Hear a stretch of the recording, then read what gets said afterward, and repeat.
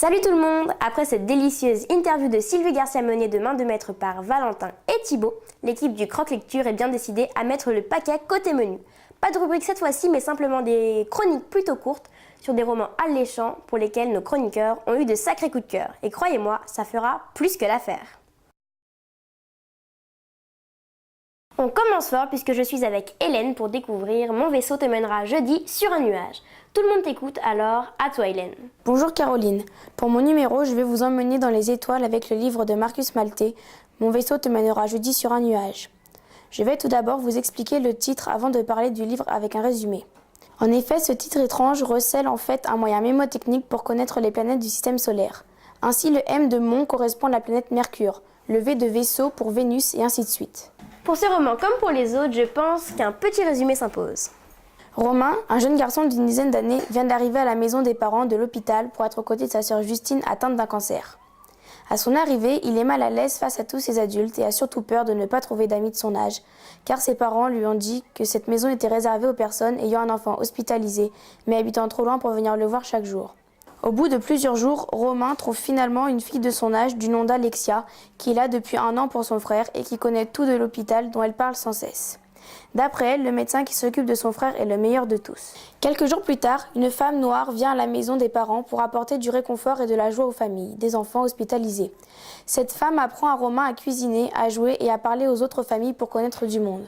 Et concernant ton avis, qu'as-tu à nous dire sur ce roman de Marcus Maltais ? Je trouve que ce livre est non seulement distrayant, mais également instructif, car à chaque début de chapitre qui porte le nom des planètes du système solaire, on trouve une page de renseignements sur la planète concernée, comme sa distance par rapport au Soleil et sa température en surface, un aspect documentaire intéressant. L'auteur a choisi ce titre en rapport avec l'astronomie, passion du personnage principal, qui l'aide à s'évader du monde hospitalier. Personnellement, j'ai beaucoup aimé ce livre et cette histoire durant laquelle on s'attache à Romain et sa famille, car ils sont forts face à cette terrible maladie qu'est le cancer. Ce n'est facile pour personne. Ce livre appartient à la catégorie tranche de vie. Il raconte la vie d'un adolescent qui donne son propre point de vue d'enfant sur cette situation familiale. Il découvre le vrai visage de ses parents.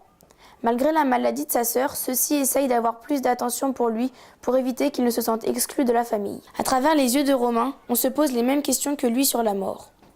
En effet, chacun s'interroge sur la survie de son proche touché par la maladie. D'autres essayent de combler un vide par leur présence et le lecteur se met à la place de tous ces personnages. L'ambiance évolue dans l'histoire entre moments tristes et moments plus joyeux. Je pense que cette histoire pourrait plaire à beaucoup d'entre vous qui sont comme moi et qui n'aiment pas forcément les romans de 300 pages. Un roman de tranche de vie à découvrir. Deuxième roman de ce numéro, coup de cœur, Grégor, et pour ça c'est évidemment Léo qui est à mes côtés. Go! Grégor est la première série de Suzanne Collins. Après l'immense succès d'Hunger Games, le premier tome, qui s'appelle La prophétie du Gris, est édité chez Hachette et vous le verrez, est totalement différent par rapport à Hunger Games. C'est donc avec surprise que nous découvrons ce livre dont je vais vous faire un résumé et sur lequel je vais vous donner mon avis. Léo, peux-tu nous faire le résumé de ce premier tome intitulé La prophétie du Gris ? Grégor, orphelin de père, vit au-dessus d'un monde qu'il n'aurait jamais imaginé. Il ne savait pas non plus qu'il était le plus concerné d'une prophétie de la plus haute importance. Un jour, il est aspiré dans les conduits d'aération de son immeuble jusqu'en sous-terre, une immense caverne, où il découvre des gens nouveaux et un monde insolite rempli de créatures toutes plus étranges les unes que les autres. Mais alors qu'il décide de s'enfuir, des rats lui tombent dessus. Heureusement, il est sauvé par les souterrains. Ceux-ci lui annoncent qu'en tant que fils du soleil, il doit sauver leur espèce contre les rats qui souhaitent tous les tuer. Quelques jours après, il part accomplir la prophétie qui le concerne et qui prévoit la fin de la guerre entre les hommes et les rats. Il doit alors rallier des araignées, des grouilleurs et des planeurs, et alors la prophétie commencera. Lors de son parcours initiatique, il devra faire des choix et des épreuves presque insurmontables. Grégor réussira-t-il à rallier toutes ces étranges créatures? Retrouvera-t-il son père disparu depuis 2 ans? Qui sont vraiment ces étranges hommes qui vivent sous notre monde?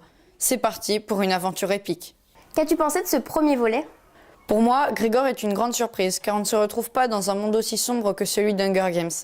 Cette série en 5 volumes pourrait s'apparenter à Harry Potter, notamment pour son univers merveilleux. Elle s'adresse avant tout à de plus jeunes lecteurs, même si l'univers présenté peut parfois être déroutant. En effet, au début, on se retrouve dans un monde en plein été dans un New York contemporain. Mais le destin du héros Grégor, adolescent normal, orphelin de père, mais grand frère avec une mère quasiment dépressive, nous emmène dans un monde quasiment féerique avec des animaux comme des chauves-souris, des araignées, des cafards et des rats géants, avec tous une personnalité complètement différente.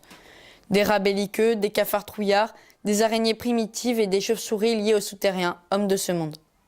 Pendant ses aventures, Grégor se voit peu à peu entouré de nombreux personnages qui vont l'aider dans sa quête, mais aussi de sa petite sœur de 3 ans qu'il doit absolument protéger. Heureusement, il est soutenu par les grouilleurs, des cafards surdéveloppés et doués de parole. Il est aussi accompagné par l'héritière du trône des souterrains, Luxa, qui lui apporte une part féminine à l'histoire. Peut-être une petite histoire d'amour en vue. En définitive, pour moi, Grégor est un très bon livre, peut-être plus accessible pour les plus jeunes que Hunger Games. Très rapide à lire, on se retrouve à le lire pendant plusieurs heures d'affilée durant lesquelles on ne s'ennuie jamais. Avis aux amateurs de fantasy. Candice, à toi maintenant de nous parler de Immortel, un roman qui, je m'en doute, t'a beaucoup plu. Je vais vous présenter les 2 premiers tomes de la trilogie Immortel de Kat Tiernan, édité chez Hachette. Candice, qu'as-tu à nous dire sur Immortel? Dans le premier tome, on rencontre Nastasia, une immortelle âgée de 459 ans, mais qui semble n'en avoir que 18. Insouciante, elle a passé ses dernières décennies dans des soirées arrosées. Un soir, à Londres, Nasty et ses amis rentrent d'une de ces soirées, mais Incy, son meilleur ami, brise la colonne vertébrale de leur chauffeur de taxi à l'aide d'un sort, simplement parce qu'il le trouvait gênant. Rongé par la culpabilité de ne rien avoir fait pour le sauver et bouleversé par cette cruauté, Nasty s'enfuit aux États-Unis. Elle y rejoint une autre immortelle, River, qui autrefois l'avait invitée à séjourner chez elle. Nasty se retrouve dans une ferme, sorte de centre de réhabilitation pour immortels qui ont perdu la joie de vivre. Dans le deuxième tome, on découvre notre héroïne qui apprend à gérer sa nouvelle vie et ses pouvoirs. Nasty s'est fait sa place à la ferme, mais elle fait de drôles de rêves. Dans l'un d'eux qu'elle croit être une prémonition, elle voit Incy, son ex-meilleur ami, devant un feu. Mais dans celui-ci, elle voit la dépouille de 2 autres de ses amis, Boz et Cathy, en train de brûler. Quelques jours plus tard, Nasty s'enfuit de River Edge, mais Incy la retrouve et arrive à la convaincre de repartir avec lui. Mais après une soirée, Incy jette un sort qui paralyse Nasty, Boz et Cathy, qui sont dans une voiture. Incy peut ainsi les emmener dans un entrepôt où il tente de prendre les pouvoirs magiques de Nasty. Candice, quel est ton avis sur les 2 premiers tomes de cette série? J'ai vraiment apprécié la lecture de ces 2 tomes d'Immortel car l'histoire est extrêmement intéressante. Évidemment, vous vous en doutez, le thème principal de cette série est celui de l'immortalité. Les immortels ont ce don de génération en génération. Ils changent souvent de prénom, de style, de vie et aussi d'amis. Certains immortels profitent à fond de leur existence grâce aux fêtes auxquelles ils participent et à leurs conditions de vie vraiment exceptionnelles. Mais d'autres, comme c'est le cas de Nasty, ont perdu leur enthousiasme. C'est pour cela qu'ils vont à River Edge. À cela s'ajoute tout ce qui concerne la sorcellerie, même si en définitive ce n'est pas le thème principal. Cela apporte malgré tout un aspect fantastique avec l'utilisation de sorts comme des cercles magiques. Ensuite, un autre élément très intéressant d'Immortel, c'est l'évolution du personnage principal. Elle change peu à peu au gré des catastrophes qui lui tombent dessus. Tout au début, après plus de 4 siècles de vie, elle n'a plus de joie de vivre. Elle a été choquée par la sauvagerie et l'assassinat. Elle quitte donc Londres pour les États-Unis à la ferme de River Edge. Elle y retrouve peu à peu cet enthousiasme perdu, mais une nouvelle catastrophe survient. Elle se rend compte qu'elle est amoureuse de l'assassin de sa famille. On découvre en même temps que Nasty est la descendante d'une grande famille d'immortels. Dès que le lecteur l'apprend, l'histoire prend un autre cours, car on prend conscience un peu après qu'Incy se servait d'elle pour augmenter son pouvoir. Au départ, on croit à une amitié entre Nastasia et Incy. En fait, celui-ci est un hypocrite qui l'utilise. Pour finir, j'attends ce 3e et dernier tome de cette trilogie avec une grande impatience. Le 4e et dernier roman, ou plutôt devrais-je dire manga en lice, aujourd'hui nous est présenté par Tristan et il s'agit de Enigma. À toi la parole, mon cher Tristan. Pour ma dernière chronique de l'année, je vais vous présenter un shonen manga intitulé Enigma de Kenji Sakaaki. Le premier tome en France est paru le 21 mars 2012 chez Kazemanga et le deuxième au mois de mai.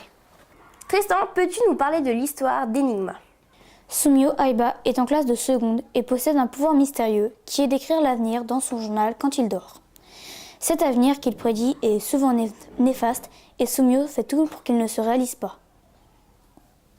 Mais un jour, sa mère disparaît et il se retrouve enfermé dans le lycée avec 6 autres personnes, dont sa camarade Shigeru, avec qui il est ami. Il fait nuit quand, tout à coup, la lumière s'allume et Enigma, un crâne à la mâchoire inversée, leur parle sur l'écran du gymnase. Ils vont participer à l'ITES. Il leur faut trouver 7 mots de passe, un pour chacun, pour espérer sortir. Ils seront poursuivis par une ombre mystérieuse et devront lui échapper. Bien sûr, les élèves refusent, mais Enigma leur propose une récompense. Celle de Sumio est évidemment de retrouver sa mère. Ils acceptent et partent à la recherche des mots de passe. Mais l'ombre rôde dans les couloirs et poursuit les élèves. L'un d'entre eux est capturé et disparaît. Sumio a alors une vision révélant la position d'un des mots de passe. Après avoir découvert une photographie qui s'efface peu à peu, ils doivent retrouver le nom d'un élève, sauf que son badge est couvert par un autre élève. Comment vont-ils réussir? Vont-ils résoudre les autres énigmes posées par Enigma? Et qui se cache derrière ce personnage étrange? Trouverez-vous les solutions? Et quel est ton avis sur ce manga? Enigma est un manga fort original et vous allez vous en rendre compte. La série est très courte car elle vient de se finir en 8 tomes au Japon. Tout d'abord, le scénario est très intéressant et surtout très captivant. On suit l'histoire de 7 élèves enfermés à qui on pose des énigmes et qui doivent faire des choix. Leur vie en dépend. Ils ont du mal à rester calmes et à bien s'entendre, ce qui est tout à fait logique vu leur personnalité si différente et la peur qu'ils éprouvent. Mais ils vont faire de leur mieux pour répondre aux questions et pour s'en sortir.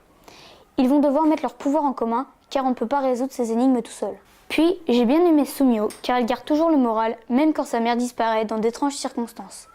Il est aussi très courageux malgré les situations qui lui sont proposées et les terribles choix posés par Enigma. Il fait aussi tout pour que ses prédictions ne se passent pas car elles annoncent toujours un futur sombre. De plus, il essaye toujours de tenir parole.